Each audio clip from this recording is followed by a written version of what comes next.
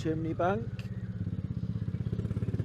So while I talk about what the next trip is, this is just me going up and down chimney bank because I just fancied finding somewhere steep to ride the bike up and down. It was a bit anticlimactic, if I'm honest, but it was a good ride out on the bike nonetheless. So me and Nick are off to Wales. 4 days, leaving on Friday and then coming back on Monday. But because we're both clumsy old gits, we've both carrying injuries at the moment. So I'll talk you through our injuries and then we'll get into what the trip is. So we'll cover my injury first. I bashed my head on some sheet metal, stood up, I was like, oh, that hurt. And then the blood just started dripping down my head. Apparently it should have been a hospital visit, but I'm not doing that. So hopefully I'll be able to wear a helmet and it won't be too painful. And then we've got Nick's 2 injuries.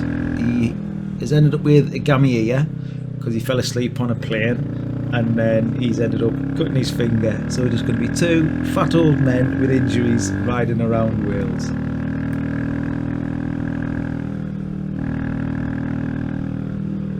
So this is a map of the full route. I'll be leaving from my house near Durham, and then Nick will be leaving his house near Stroud, and we're going to meet up at Chester Cathedral, and we're going to do the furthest north in Wales, then the centre of Wales, then as far south as we can get, then as far east as we can get, then as far west as we can get, and then back to Chester Cathedral. Job done.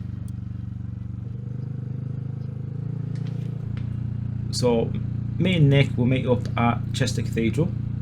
Once we enter Wales, we are not allowed to leave Wales until we're finished, which is going to cause issues later on.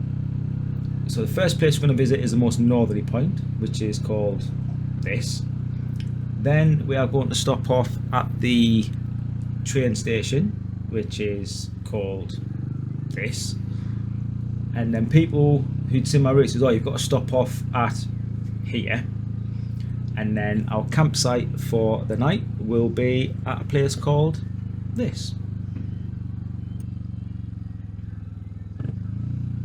And then day 2 we will leave the campsite and then we'll head for the centre point of Wales, which is called this.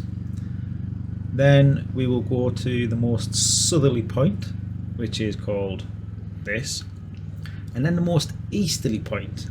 Now I know this place, Chepstow, because I used to be posted there many years ago. So then we shall pop into Chepstow, ride past my old house, and then off to the campsite for the night, which is called this. Because I'm not Welsh, I don't know if I'm allowed to say that first word, but it's somebody's well. So we're now on to day 3, which is Sunday. We shall leave that person's well and head west, as far west as we can go, to a place called this, and then finish off Sunday night at the campsite in a place called this. That then leaves us with the last day, leaving Wales and going home. But as I said earlier, we're not allowed to leave Wales until we're finished. So this has caused a bit of an issue. The simple route, without stupid rules in, that we should have went or would have gone if we could leave Wales, was through Oswestry. But because we're not allowed to leave Wales, then we're ending up going down some proper single track roads. So hopefully it doesn't rain. Although if it does rain, it means I can get to wear my snazzy yellow jacket. And then we'll get to Chester Cathedral, and then me and Nick shall part ways. He'll go back off to Stroud, and then I will come back up to Durham. And that is it, job done. And then we start planning for Nick and I's next trip, which will be to the Isle of Arran on the west coast of Scotland. So the last bit, mileages and how long it's going to take us. Day 1, 390 miles, 9.5 hours. Day 2, 280 miles, 8.5 hours. Day 3, 220 miles, 5.5 hours.